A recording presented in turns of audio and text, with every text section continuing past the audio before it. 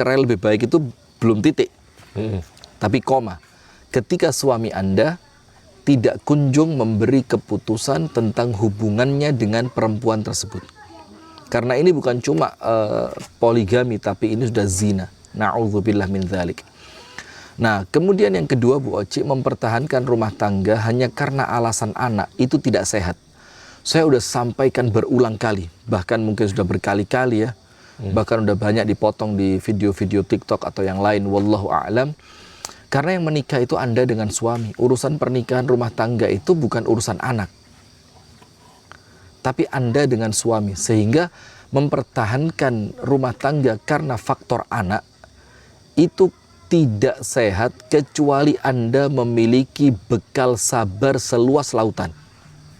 Kalau Anda mampu sabar, silahkan. Insya Allah dapat pahala. Tapi tidak akan sehat. Kemudian yang ketiga, untuk Bu Oci yang ada di Bandung, itu sudah menjadi sunnatullah, Bu Oci. Orang yang jauh dari Allah tidak mungkin tenang. Bu Oci kasih garis bawah. Orang yang jauh dari Allah tidak akan pernah tenang. Karena orang yang jauh dari Allah, pasti efeknya dia akan dekat dengan dosa. Dan dosa itu akan mengotori hati. Dan Allah berfirman dalam Al-Quran, وَمَنْ أَعْرَضَ عَنْ ذِكْرِي فَإِنَّ لَهُ مَعِيشَةً ضَنْكَ وَنَحْشُرُهُ يَوْمَ الْقِيَامَةِ أَعْمَى. Orang yang jauh dari aturan-aturan Allah, tidak sholat, tidak baca Quran, tidak menutup aurat, dia tidak menjalankan rambu-rambu syariat, Allah berjanji, فَإِنَّ لَهُ مَعِيشَةً ضَنْكَ. Allah akan berikan untuknya kehidupan yang serba sempit dan terhimpit. Maka ketika Bu Oci langsung berubah, ada yang salah nih pasti. Ada yang salah nih pasti. Akhirnya Bu Oci mendekat kepada Allah. Bu Oci mulai sholat dengan tertib, baca Al-Quran. Allah berikan petunjuk itu kan pada akhirnya. Nah, sehingga sekarang tinggal Bu Oci lanjutkan. PR Bu Oci sekarang ada dua. Nomor satu, meluruskan kembali niatan ibadah. Jangan sampai ibadah itu sekedar dorongannya adalah pelarian karena suami yang tidak care.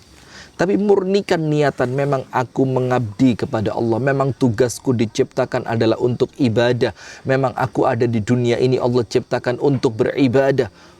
PR Anda sekarang istiqomahkan ibadah itu dengan meluruskan niat. PR yang kedua, banyak berdoa meminta petunjuk kepada Allah. Meminta kekuatan hati agar ketika suami tidak kunjung berubah, Bu Oci berani mengambil langkah. Karena apa? Allah kuatkan di dalam Al-Quran. Allah Ta'ala berfirman, وَمَنْ يَتَّقِ اللَّهَ يَجْعَلْ لَهُ مَخْرَجًا وَيَرْزُقْهُ مِنْ حَيْثُ لَا يَحْتَسِبْ وَمَنْ يَتَّقِ اللَّهَ يَجْعَلْ لَهُ مِنْ أَمْرِهِ يُسْرًا. Orang yang takwa, Allah beri jalan keluar. Orang yang bertakwa, Allah beri rezeki. Orang yang bertakwa, Allah berikan kemudahan dari urusannya. Dan ibu Oci tahu, ayat ini untuk siapa? Untuk perempuan yang bercerai. Wallahu ta'ala a'la wa a'lam bis-shawab. Silakan Abu Sanum. Ada lagi? Silakan. Call. Jangan lupa lagi, satu lagi. Passwordnya Pondok Rimba Wonoagung, Pondok Kita Bersama. Sebelum Anda mengucapkan password, nggak akan kita terima. Iya. Terus Jadi gimana, kapan? passwordnya sekarang Pondok Rimba Wonoagung, Pondok Kita Bersama. Kaus. Assalamualaikum. Assalamualaikum. Waalaikumsalam warahmatullahi wabarakatuh. Baik. Alhamdulillah masuk. Tadi apa ya passwordnya ya? Ponorogo. Bala. Ponorogo. Dari mana Ponorogo? Pondok Rimba Wonoagung, Pondok Kita Bersama. Pondok Rimba, Pondok Agung, Pondok Kita semua. Gitu aja. Boleh lah. Boleh Bu. Ya, Boleh. Ya. Silakan. Baik, silakan ini Ibu. soalnya urgent banget Boleh, untuk boleh. bisa minta masukannya. Baik, silakan Ibu, silakan. Ibu siapa, di mana, nomor rekening semuanya sebutkan. Nama Ana Nurzen, saya di Cimahi, nomor rekening 2332. Ditulis beneran. Masya Allah. Baik, silakan Ibu Nurdin. Nurzain. Terus saya di Nur Zain. Iya. Ya. Baik, silakan Ibu, silakan. Ibu Nurzain, silakan. Pak Ustadz, saya punya grup tahsin. Saya juga punya. Salah satu daripada umahat ini dapat musibah, Nah, yaitu berupa pelecehan terhadap anak beliau yang dilakukan oleh ayah tirinya. ya Rabbi. Jadi sahabat anak ini sudah bercerai mati, suami yang pertamanya sudah meninggal, nikah lagi. Anak yang paling yang kedua mendapatkan perlakuan tidak senonoh dari ayah tirinya. Kemudian? Awalnya sahabat kami ini bercerita untuk mendapatkan bantuan atau solusi, karena ternyata si Umu ini tuh tidak menegur suaminya, Oke. tapi membiarkan gitu. Ini tuh sebetulnya kejadian pelecehannya ini tuh sudah berlalu 3 tahun yang lalu, Pak Ustadz. Naam. Tapi kami tuh sebagai sahabat ruang lingkup kajiannya itu merasa was-was karena si suaminya ini tidak ditegur oleh si Umu ini, dibiarkan, dimaafkan, tapi kan takut berulang ya Ustadz ya, karena menurut keterangan kakaknya si anak ini tuh kalau habis mandi suka diintip gitu Ustadz. Iya. Pada akhirnya karena dari awal sebetulnya sudah diberikan peringatan si ikhwannya, karena mereka itu marbot di salah satu masjid oleh DKM, sudah diusir untuk tidak tinggal di masjid itu karena melakukannya di masjid. Loh. Tapi si Umunya ini tuh nggak mau negur suaminya.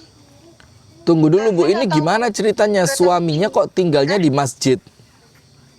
Iya, mereka marbot ngurus masjid, Pak Ustadz. Oh, naam. Jadi DKM-nya memberikan fasilitas untuk mereka tinggal di sana gitulah. Naam. Jadi tidak perlu bayar, dibebaskan. Baik Ibu. Begini Bu Nurzain, itu pelecehannya sampai sejauh apa? Karena saya orang baru yang masuk kepada ruang lingkup ini, akhirnya saya mengumpulkan bukti dari orang-orang yang waktu itu terlapor oleh si Umu ini. Menurut Ibu RT yang mendapat laporan bahwa waktu itu Umunya menjelaskan si anak ini digendong, si anak ini katanya anaknya yang lapor ke ibunya ya. Anak ini digendong ke ruang atas yang di masjid itu, maaf, katanya diraba-raba bagian itunya, dan selebihnya disensor. Karena saya tidak meyakini keterangan ibu yang ini banyak bohongnya, saya hadirkan korbannya yaitu anaknya, tapi dengan terpisah. Jadi saya karena saya mau membantu si Umu ini pengajuan cerai, tadi pagi saya antar beliau ke pengadilan agama untuk mengajukan proses cerai, tapi tetap si Umu ini tidak mau suaminya tahu kalau dia udah tahu. Gitu loh Ustadz, saya bingungnya.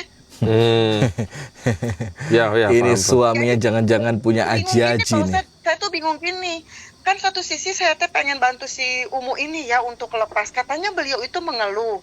Saya itu udah nggak kuat karena KDRT secara verbal kalau marah-marah itu ABC gitu ya, kasar. Terus tidak dinafkahi. Memang mau kondok banget ini laki-laki karena umahat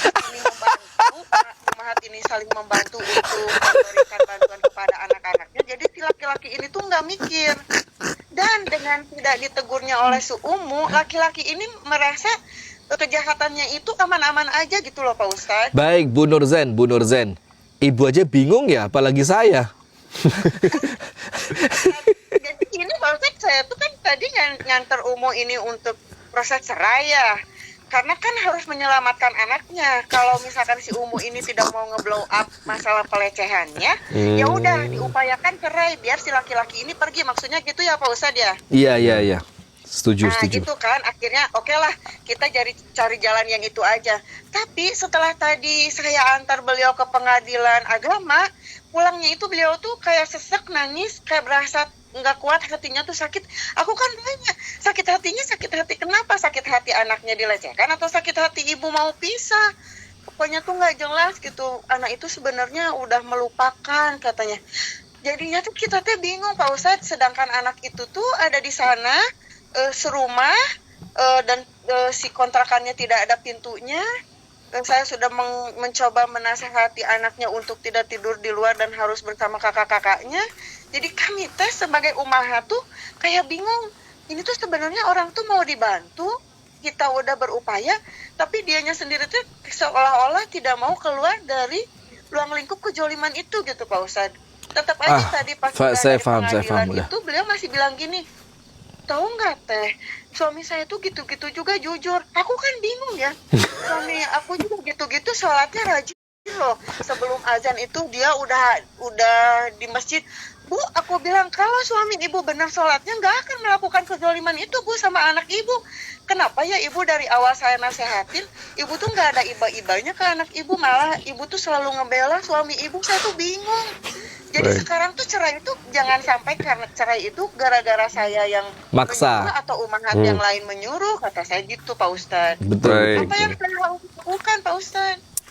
Saya paham arah pertanyaan dari Bu Nur Zain ini. Terima Saya kasih, paham Bu, Bu Nur Zain. pertanyaannya. Insyaallah Ibu dijawab Ibu oleh dengerin jawabannya ya. Khairan Pak Ustadz, Wah, iya, aku. pencerahannya karena tanggal 13 saya harus mengantar lagi beliau dalam kondisi beliau pun bingung mau cerai atau tidak, sedangkan anak ini harus selamat Pak Ustadz. Iya, kesian Terima sekali kasih, ya. Bu. Itu anak usia berapa Bu Nur Zain? Assalamualaikum warahmatullahi wabarakatuh. Anak usia berapa, Ibu? Pak maaf ya. Anak usia berapa yang diduga kena pelecehan seksual itu?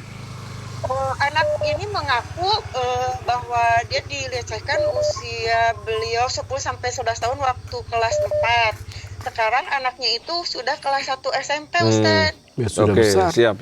Ya memang Dan udah gede ini ya. pemalu, polos, emang Iya. mangut banget. Nah, kejadian malam itu tuh saya bingung. Kan anaknya udah lapor sama umunya.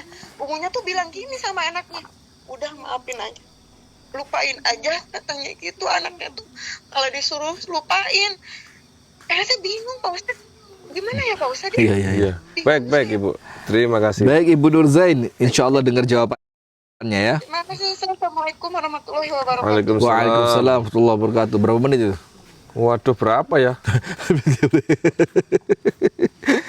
Masya Allah, seru ya ceritanya.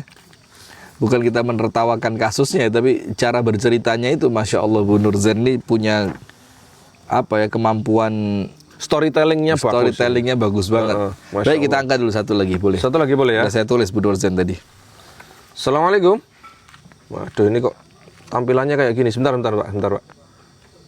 Pak. Halo, Assalamualaikum. Halo. Halo, ya Ustadz. Baik. Saya mau bertanya ke Ustadz Rizky Oh iya, Baik. Dari Dengan Ibu siapa? Ibu siapa di mana? dari Ibu Citra di Kota Malang. Ibu Citra. Masya Allah. Di Kota Malang. Kota saya ini, alhamdulillah. Silakan, Ibu. Ustadz, saya dulu pernah telepon Ustadz. Baik. Katanya suami saya itu dulu pernah PCS sama wanita nakal. Iya. Ya, terus dapat 7 bulan, tepatnya itu bulan 5 kemarin. Saya itu menemukan bukti lagi, Ustaz. Iya.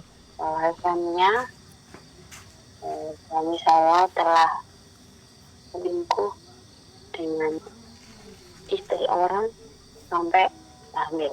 Allahu Akbar. Dan yang lebih parahnya Ustaz, sampai detik ini saya masih dikirim sihir sama si pelakor. Apa dia, Pak? Dikirim sihir. Nah, Iya. Bukti kalau dikirim sihir apa, Bu? Bukti kalau dikirim sihir apa, Bu? Ada 2 sepupu saya itu dia bisa melihat gitu loh Ustaz ya. Iya. Dia bilang, saya kan jualan.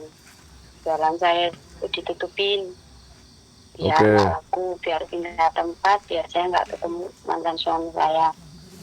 Terus aura saya ditutup, katanya dikirim nenek-nenek.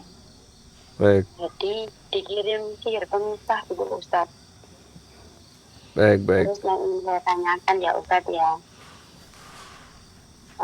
pertama, apakah saya bersalah ketika saya tahu suami saya berselingkuh sampai hamil, saya meminta cerai itu apakah bersalah?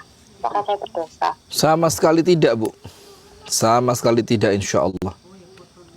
Baik. Karena ada beberapa orang itu yang mengatakan gini, kenapa saya egois itu tanpa memikirkan anak-anak? saya jadi galau Ustadz ya. Oke, oke. Siap Ibu. Bu Citra, Insyaallah. putranya berapa sekarang? Terus kedua ya Ustadz ya, saya minta bantuan. Saya capek Ustadz ya untuk memberi saya tidak dendam, tapi saya mau bersih gitu ya Ustadz ya. Maksudnya menghilangkan sihir itu Ustadz ya. Oke. Saya sampai saya lelah, jadi saya mohon bantuan doa dan pikir apa yang harus saya Siap. lakukan. Dan Siap Ibu. pagi itu membaca sampai ya Allah ya Jabar. Aduh, pikir apa aja sudah saya baca Ustaz. Bu Citra, Bu Citra, Saya ingin lepas gitu loh. Bu Citra, Bu Citra. Bu Citra putranya berapa? Dua Ustaz. 2. Sudah besar atau masih kecil-kecil? Yang satu Ustaz, yang satu SD TKB. Untungnya Ustaz ya, mantan suami itu masih bertanggung jawab menafkahi. Itu baiknya. Jadi saya agak galau Ustaz. Ya Allah. Tapi saya tetap bersikukuh untuk melepas. Baik, baik Ibu. Baik Bu Citra, barakallahu fiik. Makasih, Ustaz. Kapan Bu Citra telepon saya kapan kok? Kenapa? Saya lupa Udah Bu lama Citra mungkin. ya. Kenapa Ustaz? Iya ya udah. Teleponnya dulu udah agak lama ya. Iya. Baik. Terima kasih Bu. Baik Bu Citra. Insyaallah dijawab oleh- Siap. Assalamualaikum. Waalaikumsalam. Ini udah masuk 2 pertanyaan. Yang pertama dari Ibu Nurzen yang ada di Cimahi. Iya. Tentang seorang anak yang menjadi korban pelecehan dari ayah tirinya. Bahkan si ayah tiri dan istri atau ibu anak yang dijadikan korban pelecehan itu tinggalnya di masjid gitu kan. Nah maka sekarang untuk Bu Nurzen yang ada di Cimahi, langkah ibu untuk mengantarkan sahabatnya tadi ke pengadilan agama itu sudah tepat. Karena di pengadilan agama itu tidak akan langsung sidang perceraian. Akan tetapi pasti akan ada mediasi. Mediasi apa meditasi? Mediocre. Mediocre beda lagi. Nah, akan ada mediasi. Jadi antara suami dan istri dipertemukan terlebih dahulu, diberi nasihat, diingatkan, diluruskan, kemudian dicari akar masalahnya apa, diajak berdiskusi bersama. Nah, boleh jadi nanti ketika mediasi itu si istri ini akan membongkar kelakuan suaminya di hadapan mediatornya yang ada di pengadilan agama. Nah, sehingga langkah Bu Nurzen ini sudah benar lah. Kemudian yang kedua, untuk kasus pelecehan anaknya, itu justru saya dari awal itu condong banget untuk mengarahkannya pada pelaporan polisi. Kenapa? Karena trauma dari anak itu tidak seringan ketika ibunya mengatakan udah lupain aja. Itu nggak semudah itu. Apalagi kasusnya bukan sekedar kasus kecelakaan, kasus jatuh dari pohon, tapi ini sudah kasus pelecehan. Yang ketika dia merasa pelakunya itu tidak mendapatkan hukuman yang setimpal, maka dia akan memiliki perasaan dendam yang kebawa sampai kapanpun. Nah sehingga ketika memang bukti-buktinya sudah jelas, itu tidak perlu ibunya yang melaporkan. Boleh saja Bu Nurzen yang kemudian melaporkan dan korbannya diajak kumpulkan bukti-bukti yang kuat. Dan yang terakhir, benar yang disampaikan Ibu Nurzen, jadi jangan senantiasa terpukau dengan oh suamiku ibadahnya baik, suamiku sholatnya baik. Ya pantas wong dia marbot. Kan begitu. Tapi ibadah yang baik, sholat yang baik itu wajib tercermin di dalam kehidupan akhlak sehari-harinya. Jadi ketika sholatnya dianggap baik tapi akhlaknya kemudian dia sampai dia sampai melecehkan anak tirinya, itu udah biadab banget. Na'udzubillah min dzalik. Dan yang terakhir untuk Ibu Nurzain, jangan selesaikan sendiri, tapi coba berkomunikasi dengan orang-orang terdekat yang mungkin mereka mengerti tentang hukum, mereka mengerti tentang bagaimana melaporkan dan yang lainnya. Karena apa? Apabila kita terlanjur salah langkah, khawatirnya justru menjadi bumerang. Wallahu ta'ala a'lam bissawab. Kemudian untuk Ibu Citra yang ada di Malang, ya Allah. Untuk Ibu Citra yang ada di Malang ya. Jadi saya tulis di sini sampai selingkuhan suami itu hamil dalam keadaan belum nikah. Ya apa terus? Istri orang bukan? Iya. Istri orang. Waduh, perasaannya suaminya ibu itu gimana itu yang diambil itu? Aduh, ini ruwet ini, asli ruwet. Makanya di dalam Islam kalau diterapkan hukum itu tegas gitu ya, bukan main-main. Jam sampai mati. Karena ngeruweti urip tenan ya, ngeruweti. Jadi semakin besar hukuman dalam syariat itu menunjukkan dampak negatifnya juga besar. Iya, ngeruweti tenan. Menyakiti hati, memunculkan kerusakan di masyarakat, macam-macam lah. Sudah, untuk Ibu Citra yang ada di Malang, begini Bu Citra. Yang pertama Bu Citra, ketika kejadian itu sudah beberapa tahun yang lalu dan Anda sudah terlanjur memaafkan atau Anda sudah melewati masa-masa itu dengan segala macam kisah di baliknya, ternyata terulang dengan kejadian yang jauh lebih parah, maka itu nampaknya sudah menjadi isyarat dari Allah Ta'ala ketika seorang suami itu sudah melakukan pelanggaran besar di dalam rumah tangga sampai kemudian munculnya sebuah perzinaan. Apalagi sampai dari pihak selingkuhannya itu mengirimkan sihir. Nah ini kemudian masalah yang bertumpuk. Maka saya kasih sedikit masukan, selesaikan satu persatu. Yang pertama kali harus diselesaikan masalah dengan suami dulu. Minta ketegasan kepada suami, seperti jawaban saya tadi kepada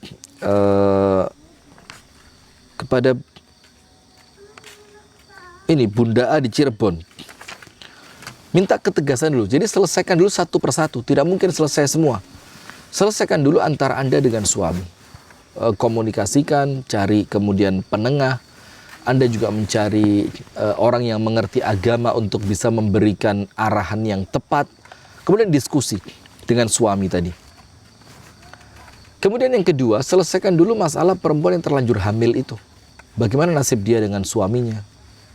Bagaimana masuknya orang ketiga ini ke dalam rumah tangga Anda dalam keadaan dia sudah hamil. Dan nampaknya nggak akan ringan untuk Ibu Citra mengambil sikap memaafkan. Walaupun kalau bisa ya tentu itu haknya Bu Citra ya. Tapi bagaimana perempuan terlanjur hamil dan dia juga istri orang, terus Bu Citra menerima perempuan itu. Itu nanti bagaimana coba? Bukan sekedar perasaannya Bu Citra, tapi bagaimana omongan orang yang kemudian mengatakan, loh ya apa sih ini kan begitu. Sehingga nampaknya berat Bu Citra. Kemudian yang ketiga, masalah sihirnya. Nah, kalau masalah sihir ini tentu Bu Citra silakan berkonsultasi dengan teman-teman, para ustadz, praktisi ruqyah. Nanti insya Allah akan mendapatkan arahan. Terus zikir apa yang seharusnya dibaca? Yang paling manjur Bu Citra itu sholat 5 waktu. Sholat 5 waktu yang tertib. Sholat sunnah rawatibnya dijaga. Kemudian zikir pagi dan petang. Dan ditambahi dengan apa? Memperbanyak membaca ayat kursi. Jadi yang nomor 1 sholat fardu diperbaiki. Sholat sunnah rawatib ditertibkan. Kemudian jangan lupa zikir pagi dan petang.